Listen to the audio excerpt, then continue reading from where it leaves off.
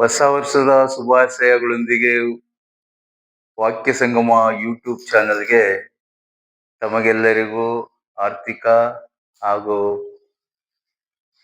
ನನ್ನ ಆತ್ಮೀಯ ಸ್ವಾಗತವನ್ನ ಬಯಸುತ್ತಾ, ಇಂದು ಫ್ರೇಜಲ್ ವರ್ಬ್ ಹಾಗೆ ಫ್ರೇಜಲ್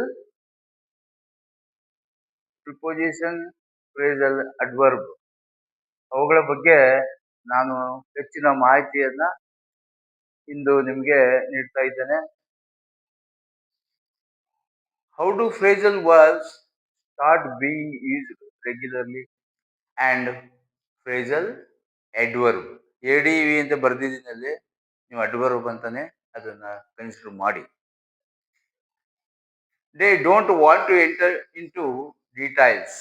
ಇಲ್ಲಿ ನಾನು ನಿಮಗೆ ಇದನ್ನ ವಿವರಿಸೋದಕ್ಕೆ ಕನ್ನಡದಲ್ಲೂ ಕೂಡ ನಾನು ವಾಕ್ಯನ ಇಲ್ಲಿ ತಂದಿದ್ದೀನಿ.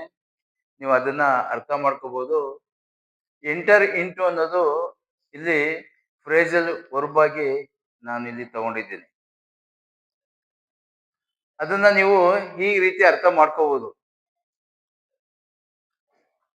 ಇಲ್ಲಿ ಅವರು ಯಾವುದೇ ವಿವರದ ಬಗ್ಗೆ ಮಾತನಾಡಲಾರಂಭಿಸುವುದಿಲ್ಲ ಎಂಬ ಅರ್ಥ, ಬಯಸುವುದಿಲ್ಲ ಎಂಬ ಅರ್ಥವನ್ನ ಇಲ್ಲಿ ನಾನು ತಂದಿದ್ದೀನಿ. ಈ ಎಂಟರ್ ಇಂಟು ಅನ್ನೋದು ಫ್ರೇಜಲ್ ವರ್ಬ್. ಅದು ಇಲ್ಲಿ ಏನ್ ಹೇಳ್ತದೆ ಅಂದ್ರೆ, ಯಾವುದೇ ವಿವರದ ಬಗ್ಗೆ ಮಾತನಾಡಲು ಪ್ರಾರಂಭಿಸು ಎಂಬ ಅರ್ಥದಲ್ಲಿ ಇದಿದೆ. ಆದ್ದರಿಂದ ನೀವು ಇದನ್ನ ಈ ರೀತಿ ಅರ್ಥ ಮಾಡ್ಕೋಬಹುದು. Do you think that we will win? ಇಲ್ಲಿ ಅದಕ್ಕೆ ಒಂದು ಆನ್ಸರ್ ಇದೆ. ಇಲ್ಲಿ ಸೋ ಎಂಬ ಒಂದು ಶಬ್ದ ನಾವು ತಂದಿದ್ವಿ, ಆದ್ರೆ ಇದನ್ನ ಪುನರುಚ್ಚಾರಣೆಯನ್ನ ತಪ್ಪಿಸಲಿಕ್ಕೆ ಸೋ ಎಂಬ ಶಬ್ದವನ್ನ ನಾನು ಇಲ್ಲಿ ಬಳಸ್ಕೊಂಡಿದ್ದೀನಿ. ಅದಕ್ಕೆ ಇಲ್ಲಿ no, I don't think so, ನಾವು ಆ ರೀತಿ ಭಾವಿಸಿಲ್ಲ ಎಂಬ ಅರ್ಥವನ್ನ ಇದು ಕೊಡ್ತಾ ಇದೆ. ನಾನು ಆಟದಲ್ಲಿ ಜಯಶಾಲಿ ಆಗುತ್ತೇನೆ ಎಂದು ನೀವು ಬಯಸುತ್ತೀರಾ? ಇಲ್ಲ, ನಾವು ಆಟದಲ್ಲಿ ಇಲ್ಲ ಸ್ಪರ್ಧೆಯಲ್ಲಿ ಜಯಶಾಲಿ ಆಗುತ್ತೇವೆ ಎಂದು ನೀವು ಬಯಸುತ್ತೀರಾ ಎಂಬ ಒಂದು ಪ್ರಶ್ನೆಗೆ ಅದನ್ನೇ ಇಲ್ಲಿ no, I don't think so ಅಂತ ನಾನು ಹೇಳಿದ್ದೀನಿ. ಇಲ್ಲ, ಹಾಗೆಂದು ಭಾವಿಸುತ್ತಿಲ್ಲ ಎಂಬ ಅರ್ಥ ಅಲ್ಲಿ ಬರ್ತಾ ಇದೆ. ನೀವು ಅದನ್ನ ಚೆನ್ನಾಗಿ ಅರ್ಥ ಮಾಡ್ಕೊಳ್ಳಿ.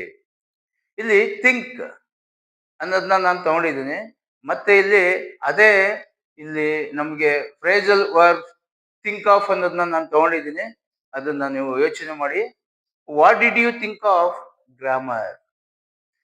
ಈಗ ಥಿಂಕ್ ಆಫ್ ಅನ್ನೋದು ಒಂದರ ಯಾವುದೇ ವಿಚಾರದ ಬಗ್ಗೆ, ವಿಷಯದ ಬಗ್ಗೆ ನೀವು ಏನೆಂದು ಮನಸ್ಸಲ್ಲಿ ಅನ್ಕೊಂಡಿದ್ದೀರಾ, ಇಲ್ಲ ಭಾವಿಸ್ಕೊಂಡಿದ್ದೀರಾ, ಇಲ್ಲ ಊಹಿಸಿದ್ದೀರಾ ಎಂಬ ಅರ್ಥವನ್ನ ಅಲ್ಲಿ ಕೊಡ್ತಾ ಇದೆ ಥಿಂಕ್ ಆಫ್ ಅನ್ನೋದು. ಅದಕ್ಕೆ what did you think of grammar? ವ್ಯಾಕರಣದ ಬಗ್ಗೆ ಏನೆಂದು ನೀವು ಭಾವಿಸಿದ್ದೀರಾ, ಏನೆಂದು ತಿಳಿದಿದ್ದೀರಾ ಎಂಬ ಅರ್ಥವನ್ನ, ತಿಳಿಯುತ್ತೀರಾ ಎಂಬ ಅರ್ಥವನ್ನ ಇದು ಕೊಡುತ್ತದೆ ಈ ವಾಕ್ಯ. ಅದನ್ನ ನಾವು ಇಲ್ಲಿ ಆಕ್ಸಿಲರಿ ವರ್ಬ್ಗಳನ್ನ ನಾವು ಬಳಸಿದಾಗ ಪ್ರೆಸೆಂಟ್ ಅಥವಾ ಪಾಸ್ಟ್ ನಲ್ಲಿ ನಾವು ಬಳಸಿದ್ರೆ, ಇಲ್ಲ ಪಾರ್ಟಿಸಿಪಲ್ ಬಳಸಿದ್ರೆ, ನೀವು ಆ ಕಾಲವನ್ನ ನೀವು ಅನ್ಕೋಬಹುದು. ಇದೇ ಕಾಲದಲ್ಲಿ ನಾವು ಮಾತನಾಡ್ತಾ ಇದ್ದೀವಿ ಅಂತ ಹೇಳಿ ಕೂಡ ನಾವು ಇಲ್ಲಿ ತಿಳ್ಕೋಬಹುದು.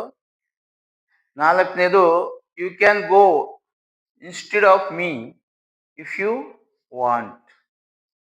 ಇಲ್ಲಿ ಒಂದು ವಾಕ್ಯದಲ್ಲಿ ನಾವು ಈಗ ನಾಮಿನೇಟಿವ್ ಪರ್ಸನ್ ಅಂದ್ರೆ ಫಸ್ಟ್ ಪರ್ಸನ್, ಸೆಕೆಂಡ್ ಪರ್ಸನ್ ಇರಬಹುದು, ಥರ್ಡ್ ಪರ್ಸನ್ ಇರಬಹುದು. ಅದಕ್ಕೆ ನಾವು ಪ್ರಥಮ ವಿಭಕ್ತಿಯಲ್ಲಿ ನಾಮಿನೇಟ್ ಕೇಸ್ ಅಂತ ನಾವು ಹೇಳ್ತೀವಿ. ಆ ನಾಮಿನೇಟಿವ್ ಕೇಸ್ ಅಲ್ಲಿ ಯಾವ ವ್ಯಕ್ತಿ ಬಂದಿರ್ತಾನೆ ಅಂತ ನಾವು ಅರ್ಥ ಮಾಡ್ಕೋಬೇಕಾಗ್ತದೆ. ವಾಕ್ಯಗಳು ಎರಡೂ ಇರ್ತದೆ, ಎರಡಕ್ಕಿಂತ ಹೆಚ್ಚಾಗೂ ಇರೋ ಸಾಧ್ಯತೆಗಳು ಇರ್ತದೆ. ಅದು ಎರಡಕ್ಕಿಂತ ಇದ್ದಾಗ ನಾವು ಅದನ್ನ ಕಾಂಪ್ಲೆಕ್ಸ್ ಸೆಂಟೆನ್ಸ್ ಅಂತೇಳಿ ನಾವು ಕರಿತೀವಿ. ಇಲ್ಲಿ ಕಾಂಪೌಂಡ್ ಆಗಿರ್ತದೆ. ಆವಾಗ ನಾವು ಅದನ್ನ ಜೋಡಣೆಗೋಸ್ಕರ ಲಿಂಕರ್ ಟೈಪ್ ನಲ್ಲಿ ಇಲ್ಲಿ ಫ್ರೇಜಲ್ ಅಡ್ವರ್ಬ್ಸ್, ಫ್ರೇಜಲ್ ವರ್ಬ್ಸ್ ಗಳನ್ನ ನಾವು ಬಳಸ್ತಾ ಇದ್ದೀವಿ. You can go instead of me if you want. ನೀವು ಬಯಸುವುದಾದರೆ ನನ್ನ ಬದಲಿಗೆ ನೀನು ಹೋಗಬಹುದು, ಇಲ್ಲ ನೀವು ಹೋಗಬಹುದು ಎಂಬ ಅರ್ಥವನ್ನ ಈ ವಾಕ್ಯ ಕೊಡುತ್ತದೆ. ಕನ್ನಡದಲ್ಲಿ ನಾನು ಬರೆದಿದ್ದೀನಿ, ನೀವು ಅದನ್ನ ಹೆಚ್ಚು ಆಳವಾಗಿ ಯೋಚಿಸಿ ಅದನ್ನ ನಿಮ್ಮ ಮನಸ್ಸಿನಲ್ಲಿ ತಗೊಳ್ಳಿ. ಆ ರೀತಿ ವಾಕ್ಯಗಳನ್ನ ರಚನೆ ಮಾಡುವ ಪ್ರಯತ್ನಗಳನ್ನ ಮಾಡಿ ಹೊಸ ವರ್ಷದಲ್ಲಿ ಹೊಸ ಹೊಸ ವಿಷಯವನ್ನ ನಾನು ಇಲ್ಲಿ ತರ್ತಾ ಇದ್ದೀನಿ.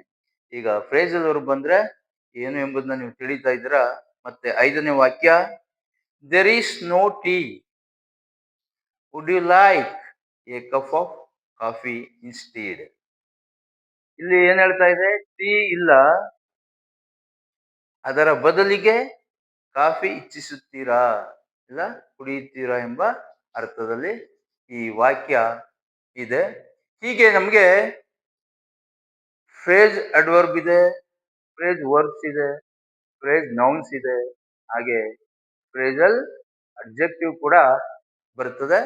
ಅದನ್ನ ನಾವು ಹೆಚ್ಚಿನ ವಿಷಯಗಳನ್ನ ಮುಂದೆ ಮುಂದೆ ನಾವು ತಿಳಿಯುತ್ತಾ ವಾಕ್ಯದಲ್ಲಿ ಹೋಗೋಣ ನೋಡ್ಕೊಂಡು, ಹಾಗೆ ಹೀಗೆ ಮುಂದುವರೆದು ನಿಮ್ಗೆ ಕನ್ನಡದಲ್ಲೂ ಕೂಡ ಈ ವಾಕ್ಯಗಳನ್ನ ನಾನು ಹೇಳ್ತಾ ಇರ್ತೀನಿ. ತಾವುಗಳು ಈ ವಾಕ್ಯಗಳನ್ನ ಚೆನ್ನಾಗಿ ಅಭ್ಯಸಿಸಿದ್ರೆ ನಿಮ್ಗೆ ವಾಕ್ಯದ ಅರ್ಥ ಆಗ್ತದೆ.